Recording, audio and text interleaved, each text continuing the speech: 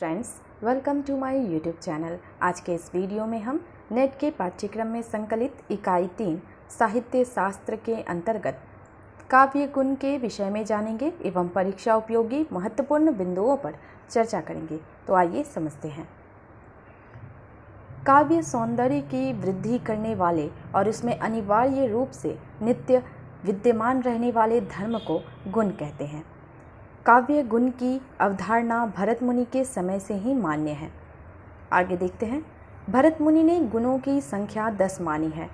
पहला माधुर्य, दूसरा ओज, तीसरा प्रसाद, चौथा श्लेष, पांचवा समता, छठा सुकुमारता, सातवां अर्थ व्याप्ति, आठवां उदारता, नौवां कांति, 10वां समाधि। आगे देखते हैं। भरत मुनि ने दोषों का विपर्यय ही गुण माना है। अतएव विपर्यस्तता गुणः काव्येषु कीर्तितः। भारतीय काव्य शास्त्र में गुण को काव्यात्मा का धर्म माना गया है। काव्य की आत्मा रस है, गुण रस का धर्म है, अर्थात गुण रस के अंतरंग तत्व हैं और रस में सदैव विद्यमान रहते हैं। नीरस काव्य में गुण नहीं रहते। आगे देखते हैं। भोज द्वारा सरस्वती कंठाभरण में 24 तथा वेद व्यास द्वारा अग्नि पुराण में 19 गुणों का उल्लेख है। आगे देखते हैं। आचार्य दंडी तथा वामन में 10 गुणों को मान्यता दी है। आगे देखते हैं। आचार्य वामन ने गुणों को स्वतंत्र सत्ता प्रदान की। उन्होंने गुण को काव्य की शोभा के कारण मूल तत्व के रूप में स्वीकार किया है। आगे देखते हैं। आचार्य वामन ने गुणों को काव्य का नित्य धर्म मानकर अलंकारों से अलग किया है। उनके अनुसार अलंकार काव्य के अनित्य धर्म है। आगे देखते हैं। आनंदवर्धन ने गुणों को रस का अंग माना है और इनकी संख्या 3 ओज, प्रसाद, माधुर्य तक सीमित कर दिया। आगे देखते हैं। भामा और मम्मट ने माधुर्य, ओज और प्रसाद 3 गुणों को ही मान्यता दी है। प्रायः सभी उत्तरकालीन आचार्यों ने इन्हीं 3 गुणों को माना है। वस्तुतः इन्हीं 3 गुणों के अंतर्गत अन्य सभी गुण समाहित हैं। हिंदी के आचार्यों ने सामान्यतः 3 गुणों को ही महत्व दिया है। देव और भिखारीदास ने 10 गुणों का उल्लेख किया है। आगे देखते हैं। आइए अब माधुर्य गुण के बारे में जानते हैं। माधुर्य का अर्थ है मिठास, श्रुति मधुर शब्दों का ऐसा विन्यास जो सहृदयों को अपनी सरसता और मधुरता से द्रवीभूत और आह्लादित कर दे, वह माधुर्य है। जहाँ काव्य पाठ से पाठक या श्रोता का अंतःकरण द्रवित होकर आनंद मग्न हो जाता है, वहाँ माधुर्य गुण होता है। आगे देखते हैं। माधुर्य गुण श्रृंगार, करुण और शांत रस में विद्यमान रहता है। सरस और मधुर गुण वर्णों से युक्त काव्य शब्दावली हृदय को द्रवीभूत कर देती है।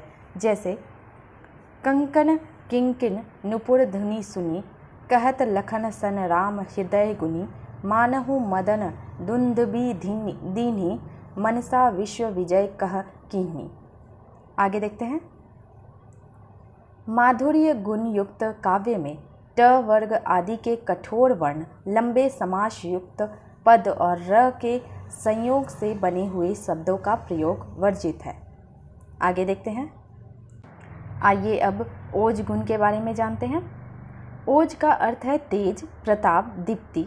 काव्य में ऐसा वर्ण विन्यास जो पाठक या श्रोता में उत्साह, स्फूर्ति, आवेश आदि जागृत कर दे, तो इसे ओज गुण कहते हैं। जिस काव्य को पढ़कर या सुनकर हृदय की भावनाएं उद्दीप्त हो जाती है और मन में उत्साह, स्फूर्ति, तेज, आवेश आदि उत्पन्न हो जाता है, उस काव्य में ओज गुण होता है। जैसे भय क्रुद्ध युद्ध विरुद्ध रघुपति, त्रोण सायक कसमसे, कोंदत धुनि सुनी चंद्र अति मनुजाद, भय मारुत ग्रसे। आगे देखते हैं। ओज गुण वीर, रौद्र, भयानक और विभत्स रस में विद्यमान रहता है। ओज गुण में द्वित, संयुक्त, अर्ध र वर्णों के साथ ट वर्ग के कठोर वर्णों का प्रयोग होता है तथा लंबे समास युक्त शब्दों की भी अधिकता रहती है। आगे देखते हैं। आइए अब प्रसाद गुण के बारे में जानते हैं। प्रसाद का अर्थ है प्रसन्नता। वस्तुतः प्रसाद गुणयुक्त काव्य को पढ़कर या सुनकर हृदय का चित्त प्रसन्न हो जाता है, मन खिल जाता है, इसलिए इसे प्रसाद गुण कहते हैं। आगे देखते हैं। जहाँ कविता का अर्थ और भाव पढ़ते या सुनते ही समझ में आ जाए और पाठक या श्रोता के चित्त में व्याप्त होकर उसे भाव विभोर कर दे, तो वहाँ प्रसाद गुण होता है। आगे देखते हैं। सरल, सरस तथा सीधे सादे शब्दों की रचना में प्रसाद गुण होता है। जैसे सुख दुख के मधुर मिलन से यह जीवन हो परिपूर्ण, फिर घन में हो ओझल हो शशि, फिर शशि से ओझल हो घन। आगे देखते हैं। अर्थ की स्पष्टता प्रसाद गुण की प्रमुख विशेषता है। भावों के अनुसार इसमें कोमल तथा कठोर सब तरह के वर्णों का प्रयोग किया जा सकता है। प्रसाद गुण सभी रसों के उत्कर्ष में सहायक हो सकते हैं। आगे देखते हैं। काव्य गुणों का चित्त पर प्रभाव। माधुर्य गुण चित्त में द्युति उत्पन्न करता है, अर्थात वह चित्त को द्रवित करता है। ओज गुण चित्त में दीप्ति उत्पन्न करता है, अर्थात वह मन में उत्साह का संचार करता है। तीसरा, प्रसाद गुण चित्त को व्याप्ति प्रदान करता है, अतः प्रसाद गुणयुक्त काव्य पढ़ने या सुनने से पाठक या श्रोता का मन उदार होता है। आगे देखते हैं। प्रसाद गुण के उदाहरण। हे प्रभो आनंददाता, ज्ञान हमको दीजिए, शीघ्र सारे दुर्गुणों को दूर हमसे कीजिए, लीजिए हमको शरण में, हम सदाचारी बने, ब्रह्मचारी धर्म रक्षक व्रतधारी बने। आगे देखते हैं। जाकी रही भावना जैसी, प्रभु मूर्ति देखी तिन तैसी। आगे देखते हैं। है बिखरे देती वसुंधरा, मोती सबके सोने पर, रवि बटोर लेता है उनको सदा सवेरा होने पर। आगे देखते हैं।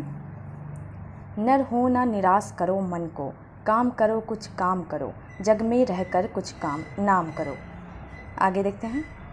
जिसकी रज में लोट लोट कर बड़े हुए हैं, घुटनों के बल सरक सरक कर खड़े हुए हैं, परम हंस सम बाल्यकाल में सब सुख पाए, जिसके कारण धूल भरे हीरे कहलाए, हम खेले कूदे हर्ष युद्ध, जिसकी प्यारी गोद में, हे मातृभूमि तुझको निरख, मग्न क्यों ना हो मोद में।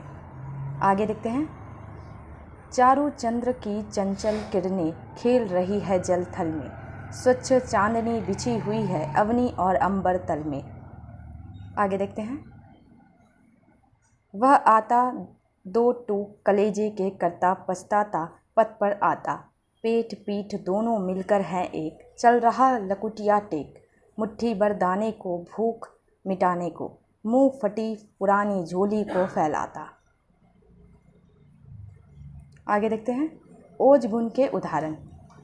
मैं सत्य कहता हूँ सखे, सुकुमार मत जानो मुझे, यमराज से भी युद्ध में प्रस्तुत सदा जानो मुझे, हे सारथे है द्रोण क्या, आवे स्वयं देवेंद्र भी, वे भी ना जीतेंगे समर में आज क्या मुझसे कभी।